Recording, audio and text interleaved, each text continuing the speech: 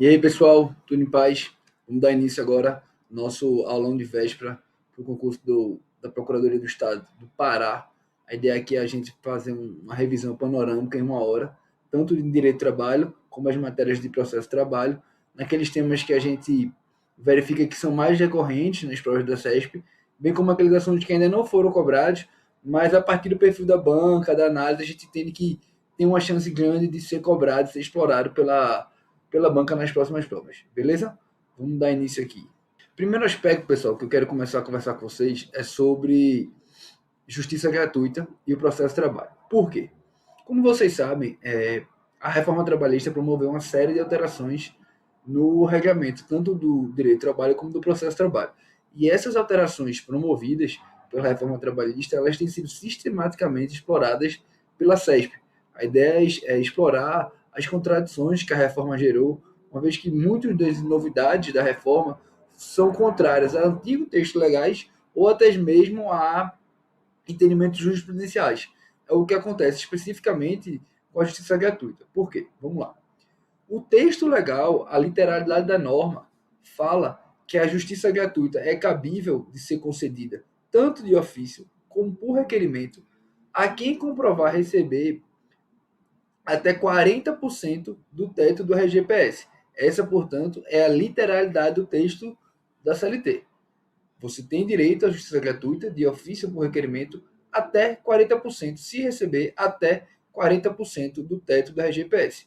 Como a gente pode ver, o texto legal, ele sinaliza, ele indica a existência de um critério objetivo, de um teto, a partir do qual passou desse valor, se é uma remuneração superior a 40%, não haveria o direito à justiça gratuita. É uma forma de dar balizas mais objetivas para a concessão da justiça gratuita. O que ocorre, entretanto? Que até então, até a vigência da reforma trabalhista em 2017, prevalecia o texto da súmula 463 do TST, que dizia o seguinte: para as pessoas físicas, segundo o TST, basta a declaração de hipossuficiência.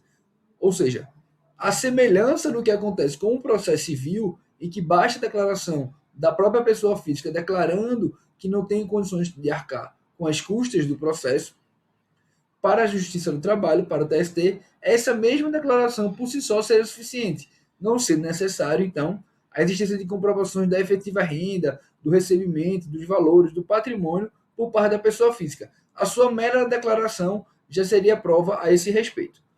Entretanto, a comprovação cabal, segundo o próprio TST, será necessária apenas para as pessoas jurídicas. Então, qual o cenário que a gente pode ter em prova? A banca, a CESP, ela pode explorar tanto a literalidade como a previsão da súmula. Então, a banca pode se blindar dizendo, segundo o texto legal, ponto. Segundo o entendimento simulado, isso. Então, assim, se cair na prova, segundo o texto legal, aí você já sabe que ela está querendo explorar a existência de um teto de até 40% do valor do teto do RGPS. Esse é o valor até o qual, em princípio, pela lei, seria possível a concessão da justiça gratuita.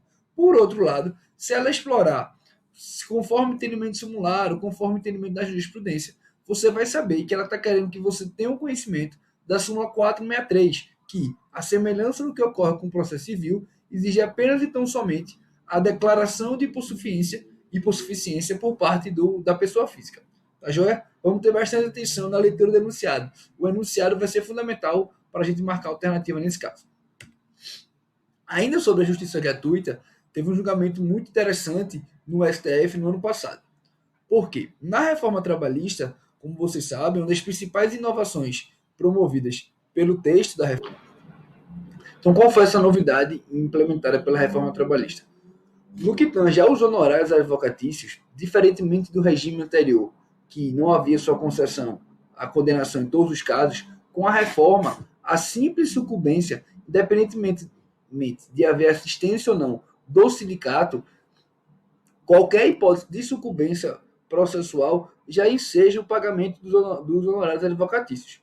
E o que aconteceu? Além de prever a condenação dos honorários advocatícios em todos os casos, a reforma trabalhista também permitiu a possibilidade dos honorários serem cobrados até mesmo dos beneficiários da justiça gratuita. Vejam só, o beneficiário da justiça gratuita é aquela pessoa, em tese, que não tem condições econômicas mínimas de sequer custear o processo. Então, o texto legal ele dizia o seguinte, ó, a parte não vai ter condições de custear o processo, mas ainda assim ela vai ter a obrigatoriedade de pagar honorários advocatícios sucumbenciais e honorários periciais.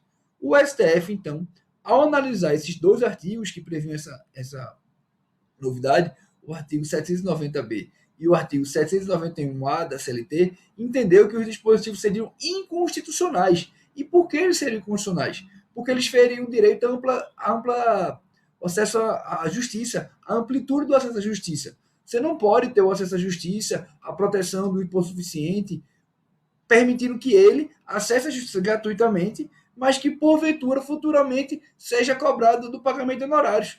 Há uma contradição intrínseca. Se você permite o acesso livre ao judiciário, o acesso à justiça, e depois permite, da mesma forma, que haja a cobrança de honorários advocatícios e periciais, você está cerceando o direito ao acesso à justiça. Então, com base nesses fundamentos, o STF entendeu pela inconstitucionalidade da cobrança de honorários, quer advocatícios, quer periciais, para as partes que forem beneficiadas da justiça gratuita. No mesmo julgamento, que foi nessa DIN 5766, o STF, entretanto, entendeu pela constitucionalidade do artigo 844, parágrafo 2º. Que diabo de artigo é esse, Felipe? Esse é o artigo, pessoal, que ele prevê a possibilidade da cobrança de custas processuais caso o reclamante não compareça à audiência inicial e assim não justifique. Veja, é um beneficiário da justiça gratuita que vai ter que pagar custas. Mas por que ele vai pagar as custas? Porque ele não compareceu à audiência inicial. Mas então, assim, se a parte não compareceu à audiência inicial, de pronto vai ter que pagar? Não. Não basta não comparecer à audiência inicial. É preciso que a parte não compareça à audiência inicial e, mesmo assim, dentro do prazo legal de 15 dias, ele não apresenta nenhuma justificativa. Então, vejam, é um beneficiário da justiça gratuita que faltou com a justiça ao não comparecer à audiência e faltou de novo por não apresentar nenhuma justificativa a respeito. Então, por entender que nessa hipótese não há propriamente um cerceamento do acesso à justiça, mas apenas o estabelecimento de um novo requisito. E que requisito é esse? A devida justificativa pela ausência à audiência inaugural. Porque acabava, pessoal, essa norma, ela visava combater um costume frequente do trabalho das partes ajuizarem a reclamação trabalhista e não comparecerem à audiência inicial. Isso leva a movimentação judiciária, isso tem um custo.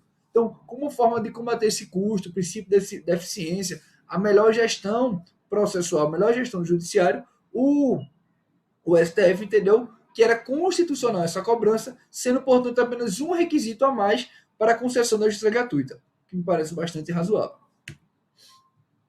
Ainda sobre o processo de trabalho, vamos ver a questão da representação da advocacia pública. Vocês todos serão, no futuro, procuradores do Estado, advogados públicos, se é que alguns aqui já não sejam.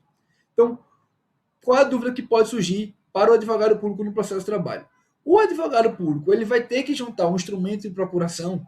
O procurador do Estado ele vai ter que ter uma procuração do governador lhe conferindo poderes para atuar no processo de trabalho. O entendimento da Justiça do Trabalho é que não há essa necessidade. Se você for advogado público da administração pública direta, autárquica e fundacional, muita atenção, tá, pessoal? Esse entendimento não se aplica, portanto, para as empresas públicas e para a sociedade de economia mista. Então, se você advoga para a administração pública direta, autárquica e fundacional, você não precisa fazer a juntada do instrumento de procuração. Pelo contrário, o que você vai ter que juntar, não é nem juntar, melhor dizendo, o que você vai ter que fazer é declarar o exercício do cargo de procurador. Por exemplo, eu estou no processo do trabalho, eu vou ter que declarar, eu, Felipe Spencer, no final lá, procurador do Estado. Não basta dizer, Felipe Spencer, portador de OAB XXX. Eu preciso declarar que eu estou no exercício do cargo de procurador do Estado. Assim, para o judiciário, essa declaração do procurador, ela já é suficiente para conferir poderes de representação para a defesa do ente público. Entretanto, há um detalhe a ser observado. Esse entendimento, pela desnecessidade da juntada do instrumento de mandato, ele não se aplica para os casos dos cargos em comissão. Para os cargos em comissão em que, eventualmente, um assessor jurídico ele está fazendo a defesa de uma autarquia, de uma fundação, e muitas vezes até de um município, ou, vamos imaginar uma situação extravagante, até mesmo do Estado, que seria ilegal. Mas, nessas hipóteses, o TST adota interpretação restritiva e diz que para os cargos de comissão não se aplica. Ao contrário, para os cargos de comissão é indispensável que haja juntada do respectivo instrumento de mandato. Tá joia?